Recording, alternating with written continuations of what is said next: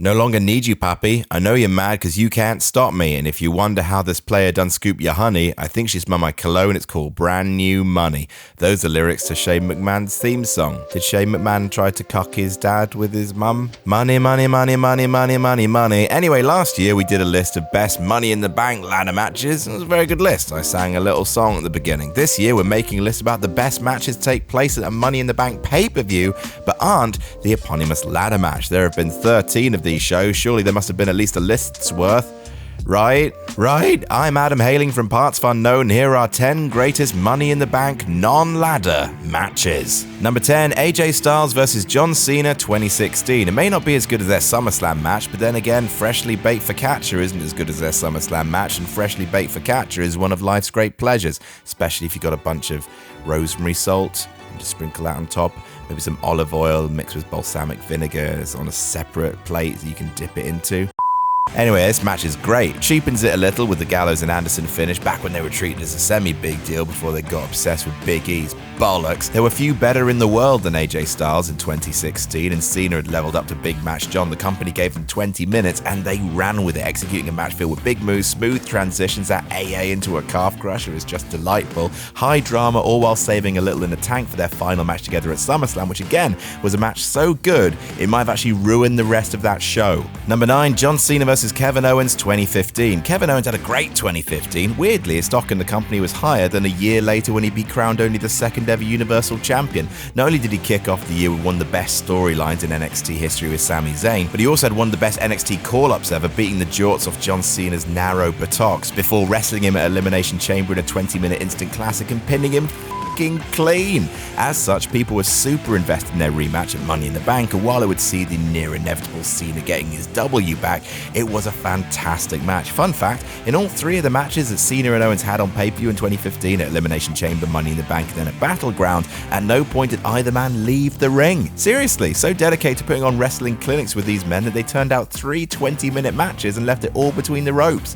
Well worth a rewatch. Number 8, Seth Rollins vs Roman Reigns 2016. Ah yes, the show where all 3 members of the Shield were at some point in the night WWE Champion. The main event of Money in the Bank 2016 will probably pale in people's memories compared to what came after it. Dean Ambrose finally getting the ultimate revenge on Rollins by cashing in his newly won briefcase on him the very same night. But the match between the Architect and the Big Dog shouldn't be slept on. You shouldn't sleep on top of any dog. Honestly, the match might have been ever so slightly hindered by the fact that WWE had made the baffling choice to keep Seth Rollins, the man who just returned from 6 months out with a knee injury, as the Weasley heel, despite his return receiving one of the biggest pops of the year. But have no fear, heel Seth Rollins still wrestles like a give-it-their-all babyface, even at his most cowardly and heelish. The match itself is great, with Rollins barely missing a step, and that finish featuring the spear being counted into a pedigree, magic. The afters may have been even better.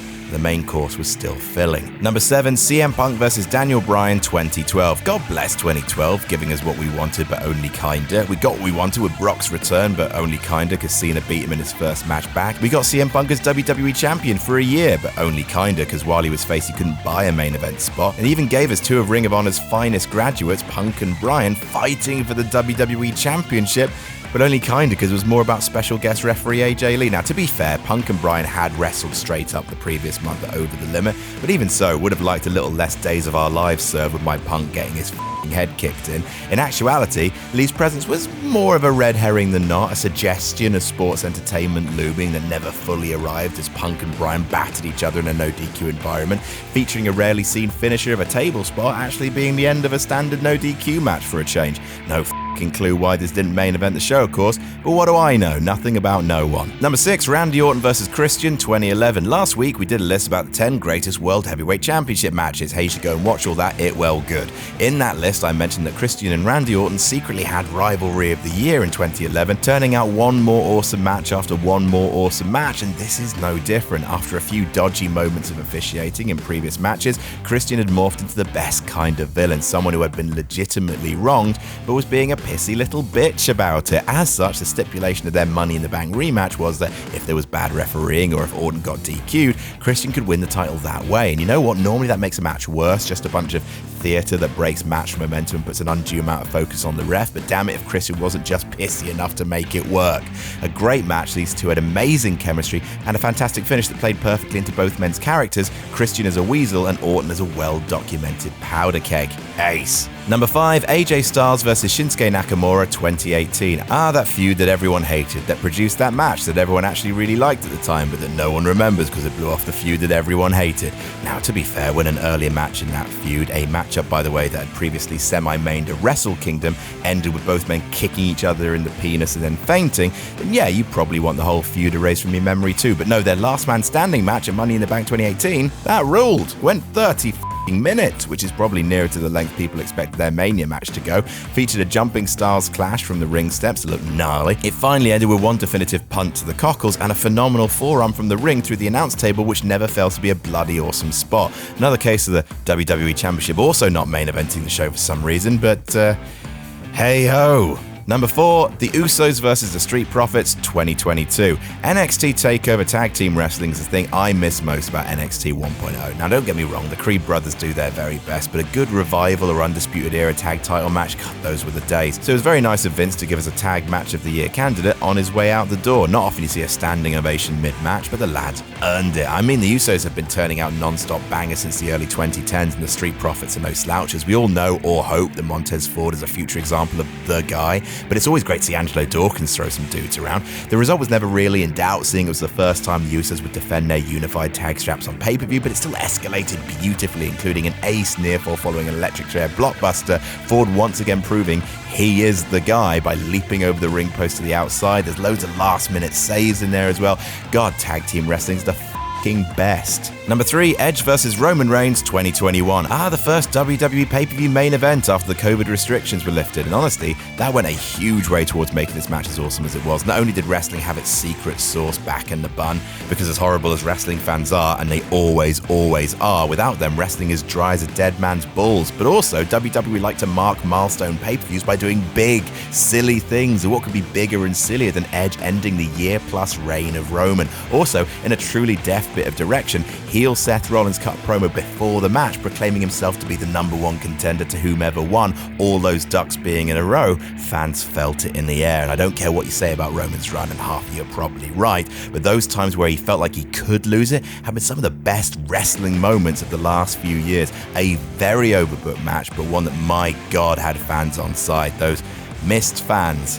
Those awfully missed, awful fans.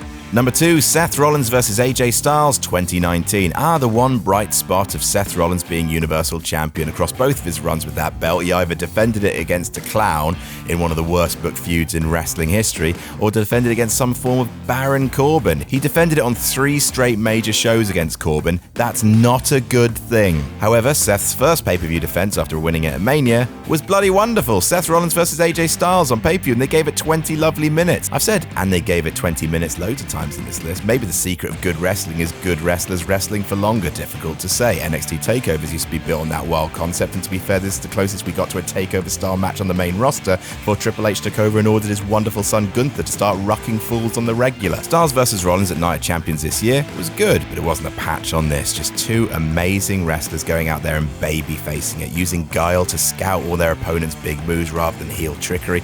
Towards the finish, there's a stomp reversed into a Styles clash, which was peachy. After the match, they teased it continuing and Styles maybe going heel. Didn't happen though. After all, Baron was waiting in the wings. Miagra.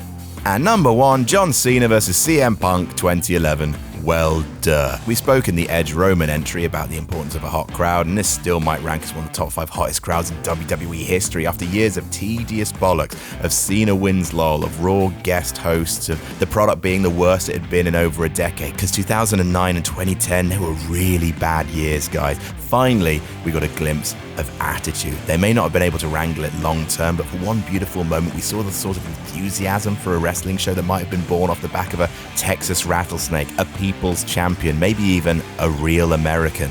Not Jack Swagger, I meant Hulk. Everyone in that building wanted Punk to win. Everyone in that building wanted Cena to lose, and everyone in that building got their wish. The match itself is pretty damn good in isolation, but it's impossible to view it in isolation. It's more than that, for me at least. It's why people give Punk chance after chance, because on this one night, he made them feel like a young wrestling fan again. And that's huge. And that's our list. What's your favourite Money in the Bank pay-per-view match that didn't feature people very slowly climbing poorly painted ladders? Let us know in the comments. Check out the list we did last week, the 10 greatest World Heavyweight Championship matches ever. Let's balance the books by focusing on some actual good wrestling for Whoopi Goldbelt. After all, so far there have been 2 matches competed for it, Seth Rollins versus AJ Styles and Seth Rollins versus Damian Priest, and both have been good. It's a nice start, but these matches right here, these are the measuring stick.